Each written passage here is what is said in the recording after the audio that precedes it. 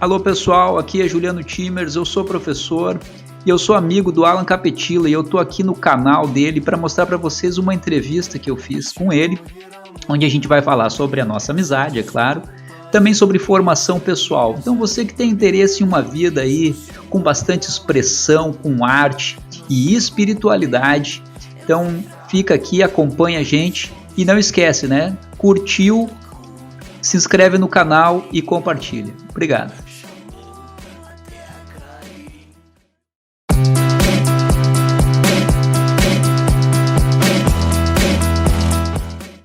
Mas falando um pouquinho então assim do budismo e de como ele entrou na minha vida, ali no meio da década de 90 mais ou menos, né, que foi a época que eu conheci o Juliano, a gente vivia em Porto Alegre numa efervescência assim de acontecimentos. Era o rock and roll, era a noite, era as artes, era, né, uma série de coisas assim que a gente estava entrando em contato e vivenciando. E uma dessas coisas era o budismo e a experiência e a busca espiritual, de alguma forma, de cada um de nós, nossos amigos, as pessoas que a gente conhecia e tal.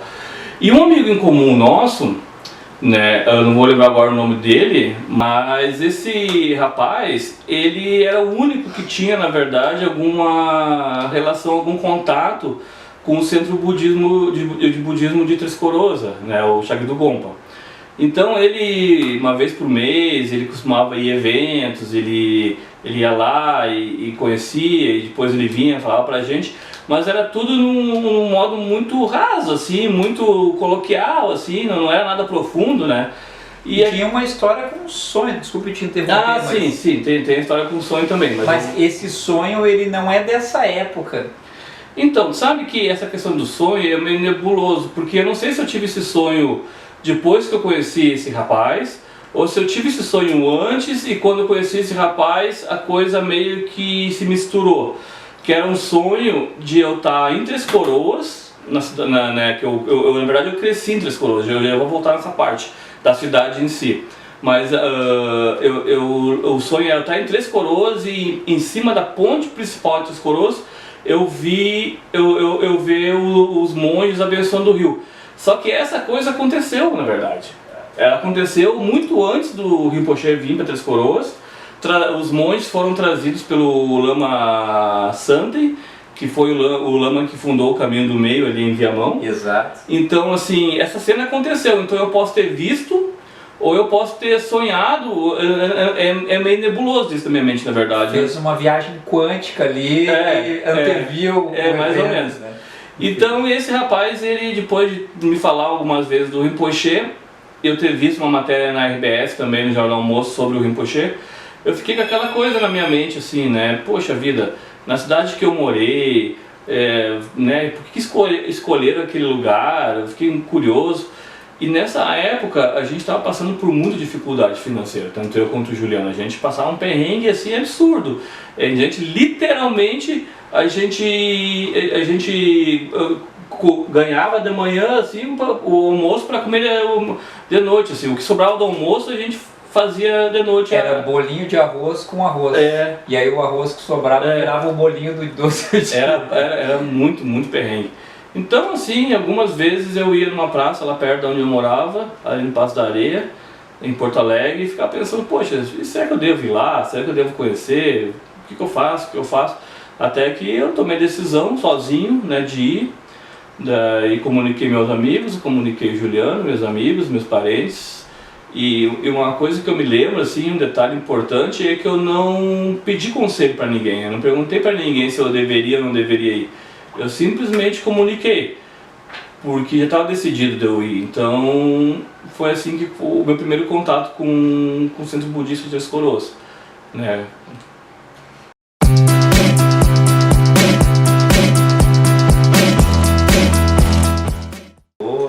Então, como eu falei, eu não tinha pedido opinião de ninguém, né? Eu peguei simplesmente eu fui. Então, na ocasião, eu tinha o dinheiro contado, literalmente, assim, da passagem de ida. Eu não tinha nem a passagem de volta e nem como me manter se alguma coisa desse errado, né? Então, eu tinha uma mochila de roupas os meus desenhos, minha pasta de desenho que nunca me abandonou. E daí eu sabia qual a parada que eu deveria descer na faixa de São Francisco, ali, que vai de Taquara a São Francisco. Eu sabia qual o número da parada e a partir dali eu fui procurando, né, alguma placa, alguma coisa que foi me indicando o caminho do Centro Budista. Eu lembro que eu cheguei ali por volta de umas 6h30, 7 horas da noite, já estava escurecendo, era inverno, estava uma neblina muito forte assim. E quando eu cheguei, quando eu vi que era o lugar, eu não vi o templo, não vi nada, assim, só vi uma casinha branca, que foi a primeira que eu cheguei, que no caso era a recepção. E daí ali uma americana me atendeu, mas ela não falava português na época e eu não falava inglês na época também. E ela chamou uma pessoa pra falar comigo, e daí essa pessoa me pediu para esperar e chamou a responsável do lugar. Na época, até hoje na verdade, mas na época ela era só assistente do Rinpoche, né? Ela era assistente e tradutora do Rinpoche, a Andréia, ela é uma Sherpa hoje em dia. Né? Hoje em dia ela é coordenadora geral do Chega do Gompa Brasil, né? Ela junto com a Cadro. Então, mas na época ela era só assistente do Rinpoche, mas mesmo assim ela já falou, me explicou tudo, como funcionava, como é que ia acontecer, eu ia jantar, ia poder tomar um banho, eles iam no outro dia da manhã eles iam me dar carona até a rodoviária, me dar o dinheiro para voltar, mas que no momento eles não estavam abrigando pessoas sem ser agendado.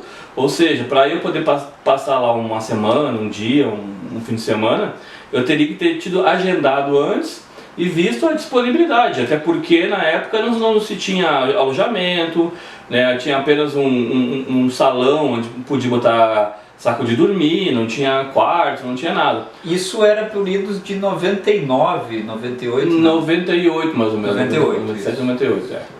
Então, daí eu lembro que eu não fiquei muito feliz assim, né? Porque ela falou, olha, tu não pode ficar ainda, mas tu pode ir para Porto Alegre e voltar quantas vezes tu quiser, tu pode frequentar aqui, não tem problema. Só que ela falou assim uma coisa, né, e que foi o que mudou tudo. Ela falou, mas tu pode ir agora, na prática noturna, às 6 horas, tu pode ir lá e pode conhecer o Rinpoche, né, que é o nosso lama, né, e tu pode conhecer ele e daí tu vai... amanhã tu vai dormir e amanhã tu pode ir na prática de manhã de novo e daí te leva. Daí, beleza, né, foi o que eu fiz.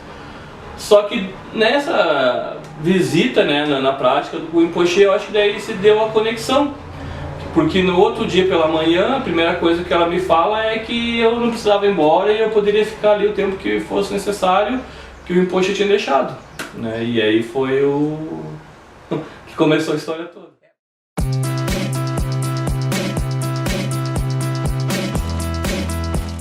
Eu fui ficando, eu cheguei bem no...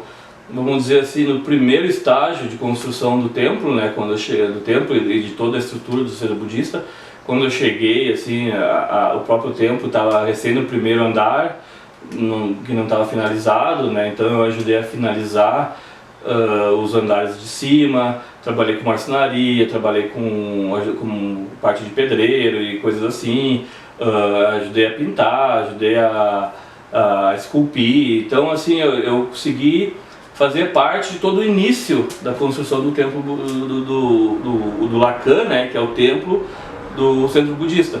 E quando eu cheguei lá era muito grande a presença, né, de muitos americanos, canadenses, europeus, né, então tinha um fluxo muito grande ainda de estrangeiros, vinha um americano, passava 1 ou 2 semanas, aí ia embora, voltava outro, e assim, né, essa troca de profissionais, cada um tinha uma especialidade em alguma coisa, na pintura, na parte de construção civil, na parte de marcenaria, né? Eu lembro que eu trabalhei com um marceneiro lá e ele...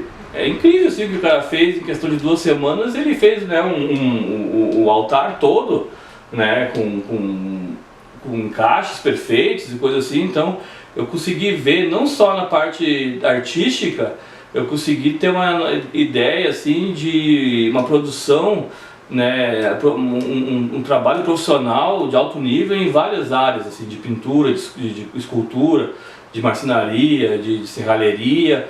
foi assim um aprendizado, assim, o que eu aprendi lá em 2, 3 anos, eu tenho certeza que uma faculdade aqui no Brasil dificilmente, né, na questão prática mesmo, de fazer, de usar técnica, de usar ferramenta, sabe, foi, sem contar o inglês, né, que como tinha muito americano, e eu fui colocado para trabalhar com eles logo muito cedo, o meu inglês era só inglês de primeiro grau mesmo, good morning, good afternoon, how are you, e essas coisas. E eu comecei a tentar, até com a ajuda do Juliano e de um outro amigo nosso, Ronaldo, a me passarem frases assim que poderiam ser úteis, né, no começo. E aí meu inglês acabou florescendo também, né.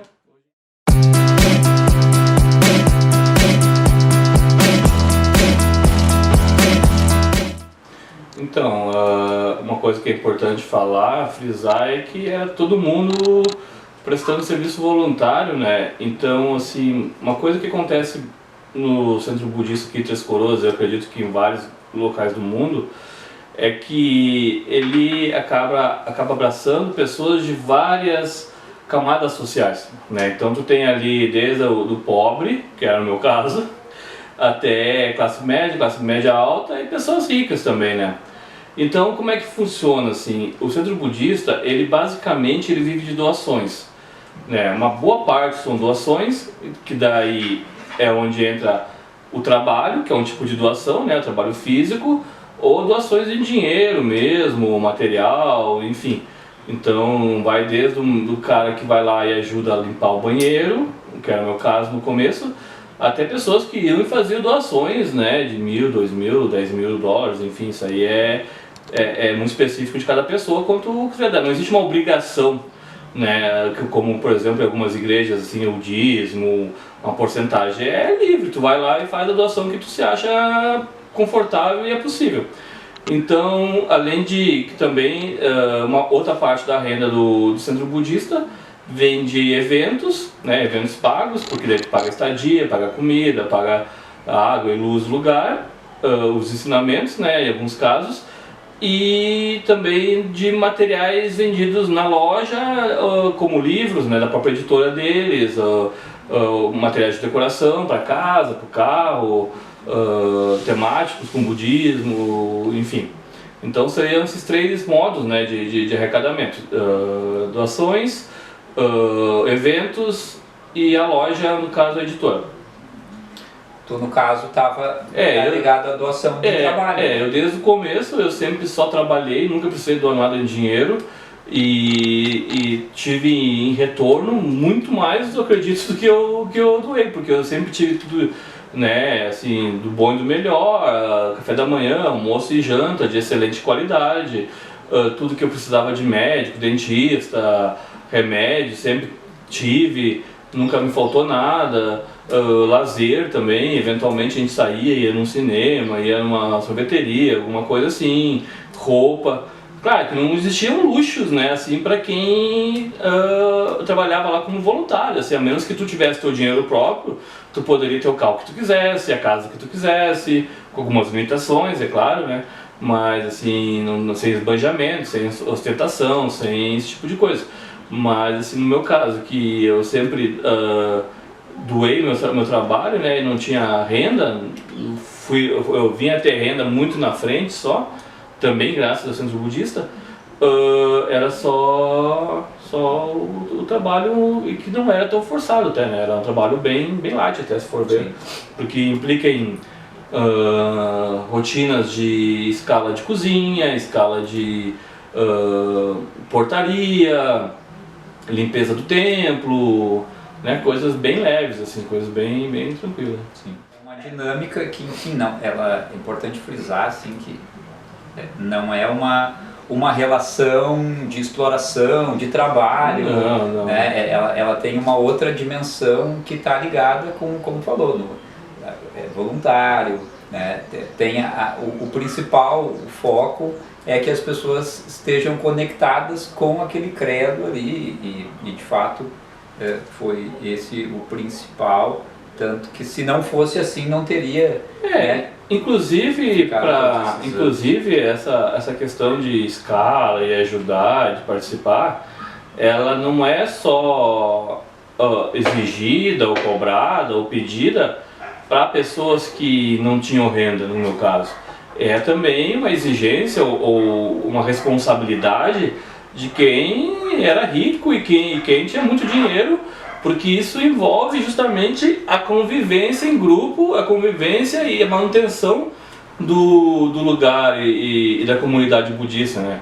Então, assim, mesmo se tu fosse morar lá a convite ou por tua conta própria, se em algum momento fosse necessário que tu fosse fazer parte de uma escala da cozinha, por exemplo, tu teria que aceitar ir, né, de bom grado, porque aquilo ali é uma comunidade, todo mundo faz alguma coisa, né? Então nunca foi de bom tom dizer, não, eu estou pagando, então eu não vou fazer nada. Já que tu está lá justamente para aprender a humildade, né,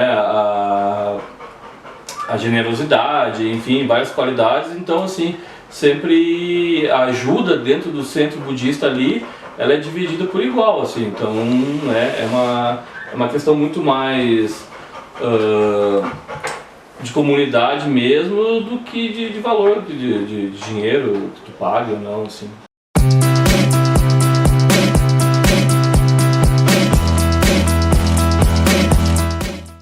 O que eu notei muito forte na minha trajetória budista foi uma conexão muito forte, muito próxima com o Shagdu Tulku Rinpoche, que é o fundador do centro budista, né? Então, assim, eu tive, na minha passagem pelo centro budista, uma ligação muito próxima, assim. E quando eu digo próxima, é literalmente de dormir no quarto próximo do Rinpoche, cuidando dele alguns períodos, de ficar como assistente dele pessoal durante algum período, né? De estar presente na vida dele desde a hora que ele acordava de manhã até a hora de dormir, inclusive de levar ele na cama, arrumar a cama dele, né? Então, assim, dentro dessa visão, assim, dessa questão, eu sempre achei que eu tinha uma relação muito mais forte com o Rinpoche do que com o budismo em si ou com o próprio lugar. Embora eu ame aquele lugar, amo as pessoas que estão lá, né? Tenho uma relação muito forte ainda com muitas pessoas que frequentam, que vão lá, assim, e eu sempre vi meio assim separado a minha relação com o Rinpoche e da minha relação com o budismo em si e com o centro budista. E o Rinpoche, ele sempre deixou uma coisa bem clara para todo mundo lá, que ele sempre quis que todo mundo tivesse uma fonte de renda que morasse lá, que não fosse sempre 100% dependente do centro budista, que em algum momento da vida, se ele precisasse constituir família, viajar, estudar, fazer um retiro, fazer alguma coisa, ele tivesse como os meios hábeis, né? Tivesse assim as condições de fazer isso através da profissão dele, né? Do dinheiro que ele ganhava honestamente fazendo. Então lá mesmo no centro budista, antes do Rinpoche morrer, ele me permitiu aprender a tatuar, né? Então eu recebi meus primeiros clientes lá e aprendi a tatuar e virou minha fonte de renda. E paralelo a isso, eu aprendi pintura tibetana, escultura tibetana, aprendi uma série de técnicas, né, budistas, assim, de cerimônia e tudo. Então eu tive, a partir do centro budista, a segurança de viver da minha arte, né, de saber, olha, minha arte, ela tem valor, ela pode ser usada, eu posso cobrar por ela e eu vou receber por ela. Então, assim, a partir daí eu comecei a ter mais trabalhos, né, fazer mais desenhos e tatuagens, esculturas e tal. E após o falecimento do Rinpoche, em 2002, eu fui com a comitiva que foi com o corpo dele para o Nepal, um presente do próprio centro budista, né, que pagou minha estadia, minha viagem, tudo. E eu fiquei lá 22 dias no monastério do Rinpoche, no Nepal, e assim, tive a sorte, né, de conhecer um outro continente, um outro lado do mundo e tudo, outra cultura. Mas depois, quando eu voltei, depois de algum tempo, parecia que eu não estava conseguindo mais manter aquela mesma conexão com o lugar e com as pessoas que eu tinha quando o Rinpoche era vivo. Alguma coisa parece que para mim foi perdida, né? O que é natural, porque eu tinha a presença dele muito forte. É como quando morre um pai, esse tipo de coisa. Então eu acabei chegando à conclusão que estava na hora de eu ter uma nova experiência, né? Que era voltar a viver na cidade com os ensinamentos que eu tinha de budismo e reatar uma ligação com minha mãe, que estava morando sozinha também. E daí foi o que eu acabei fazendo, né? Eu vim para a cidade de Três Coroas, abri um estúdio de tatu e voltei a morar com minha mãe e a gente morando junto, começamos a adquirir coisas de novo, né? E eu eventualmente frequentava o centro budista. Eu vou lá, agora faz um tempo que eu não volto lá, mas eu ia com frequência, cheguei a voltar a morar depois, passei mais 1 ano e meio mais ou menos morando lá. Então assim, um dos motivos maiores mesmo foi para reestruturar minha vida, não só financeira, né, mas com relação à minha mãe, de poder cuidar dela, de ter uma história um pouco mais segura aqui fora, né, ter uma casa, ter uma renda, ter coisas assim minhas, né, e poder ajudar lá o centro budista com idas eventuais assim para ajudar a pintar, ajudar a refazer alguma reforma, né, e foi isso que eu fiz nesses últimos anos, assim, sendo que nesses últimos 2, 3 anos foram menos as vezes que eu fui.